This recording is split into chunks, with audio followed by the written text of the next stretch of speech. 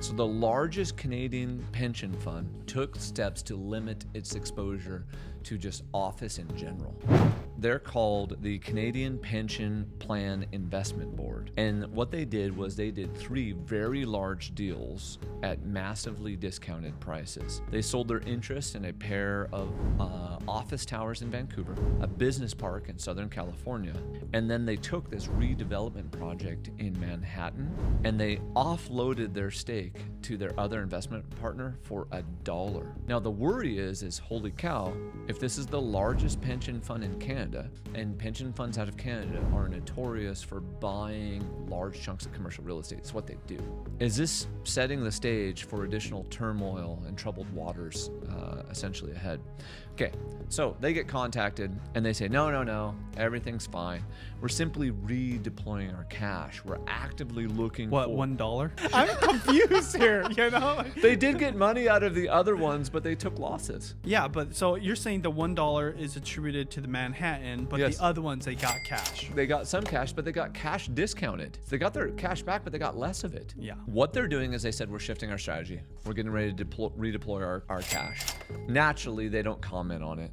And they just say selling is an integral part of our process. When we exit an asset, we're there to maximize its value and we're able to redeploy into higher and better returns in other assets and sectors and markets, including office buildings. So they're saying when they did talk about it a little bit, everything's okay. The CPPIB has $436.9 billion in assets. It is one of the largest pools of capital in the world, and their stuff stretches from literally Asia to Stockholm to Vancouver and back into the United States. But for some reason, they've started moving away from office, and they got rid of this one in New York very cheap. So they own 29% stake in Manhattan's 360 Park Avenue. They sold it for $1 to their partners, Boston Properties Inc., which also assumed their share of the debt.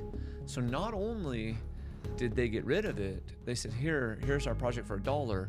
They got their other partner to assume their chunk of the debt that they were already liable for. So they're totally washing their hands. This is a redevelopment project in downtown Manhattan. Redevelopment means they're repurposing a building or they're going to tear it down and build something else in its place. Boston Properties said they had already spent $71 million on the project, but severing its ties released them from additional $46 million. So CPPIB, $46 million back to the other partner. This kind of goes back into like, well, what's happening here in New York, and is there some underlying problems in commercial? So even though Jamie Dimon was telling us commercial's okay, there are still problems brewing in the background. But let's be very clear. If interest rates stay higher than we want, more pain will show up in 2 specific areas right now: banking and in commercial real estate. And the 2 of those are tied directly together. So if the Fed can't keep inflation under control and rates have to stay higher for longer, those 2 areas are in trouble: small banks, commercial real estate. Now, when I say in trouble, everyone immediately goes to 2008. This is not a 2008. This is not world ending. However, we know that China is also in trouble with their real estate sector, so that's putting pressure on the US real estate sector. So the Fed is literally just trying not to smash into a wall. They're speeding through, hoping they don't break anything else or blow up the fighter jet, aka the US economy, in the process. But we're burning as fast as we can. I guess on a macro, who would have ever thought when we were starting to see lowering of rates, that rates would get bumped back up?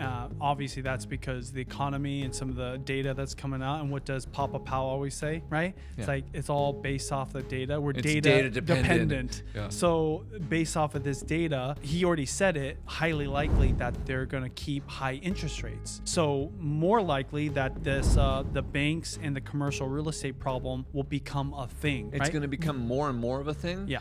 I don't know if the wildfire is going to burn out of control though. Yeah, for sure. Okay, we have to watch it. But like you even said, even if there is no wildfire, there's definitely opportunities. There's currently already fires. Yeah, where there's fires, there's opportunities in real When there's estate, fires, right? there's opportunities. Because like you said, in the case of a $1 pension fund sell, you could be that investor that comes in. What's in your local area that's Yes. burning up, Yes. that somebody wants to offload. When there's volatility, uncertainty, when there's doubt, there's people that don't want to deal with it anymore. Bingo. I think like even bringing it down to like the first time home buyer investor, or like the local person that's just trying to like make a few bucks. If you're willing to put out the effort and solve a problem, right? Or take somebody else's problems off their portfolio and deal with it, that's where you can make money. So that's what I'm hearing right now. Bingo. It's just not as fun to talk about because everybody wants the easy money solution, right? Jennifer said it really well. Jennifer runs the RESG. She said real estate right now is not a want to, it's a have to.